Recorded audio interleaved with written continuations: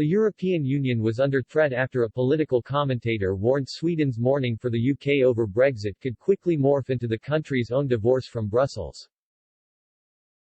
Tensions inside the bloc continue to grow, despite Brussels now appearing to have its vaccine rollout more under control.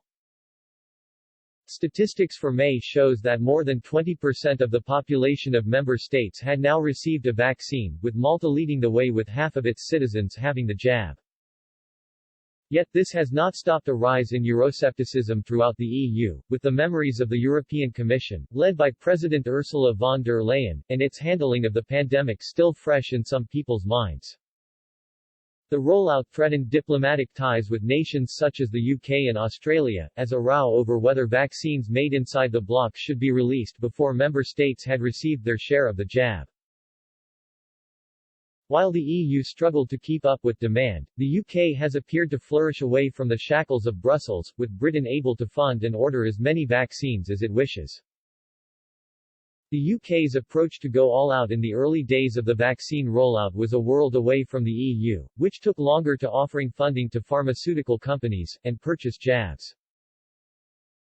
This has led some to question whether other member states should remain inside the bloc. In the immediate aftermath of Brexit in 2016, David Wemmer, a Europe Fellow at Young Professionals in Foreign Policy, outlined how, and why, Sweden could be next to follow the UK's path.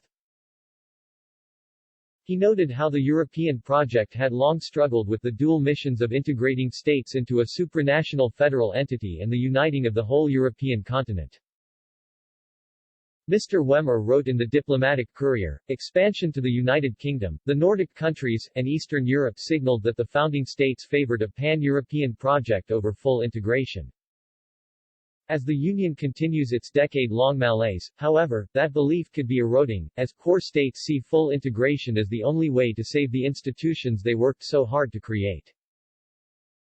If leaders in the core states endorse this view, it puts politicians in Sweden and elsewhere in the unenviable position of choosing between the Union and their nation's coveted sovereignty opt-outs." He added, "Brexit clearly shows the more likely outcome. Sweden's mourning of sorrow could quickly morph into a heartbreaking divorce, while Brussels may achieve more union but become tragically less European." Sweden and the UK have long held a solid friendship while inside the bloc, with reports showing that between 2009 and 2015 the two countries voted together on 88% of ballots. The nations also successfully led an unprecedented charge to secure the first-ever EU budget cut back in 2013. These concerns over whether Sweden could leave the EU were recommended by a panel of influential commentators and politicians, who demanded the Nordic powerhouses of Denmark and Stockholm loosen their ties with the bloc. Mark Brolin, Jan-Erik Gustafsson, Hela Hagenau, Ulla Klotzer and Erna Bjarnadottir, from Sweden, Denmark, Norway, Finland and Iceland, co-authored an opinion piece, which also outlined how the EU would turn against voters who criticized the bloc. They said that due to the growing skepticism of voters towards the EU, many member states are struggling with political instability at home. The panel noted that there was also growing friction between member states which have incompatible goals within the EU.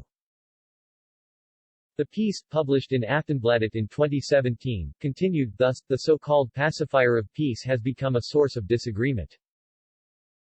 Public debate is more constrained than ever since democratization. The treatment of EU critics seems to have set low moral standards. And the people? EU spokesman gave voters a top rating while supporting the Union. Now, when the voice of the electorate is mixed with skepticism, a large part of Europeans are described as narrow-minded, old-fashioned and isolationist or in the power of dark forces.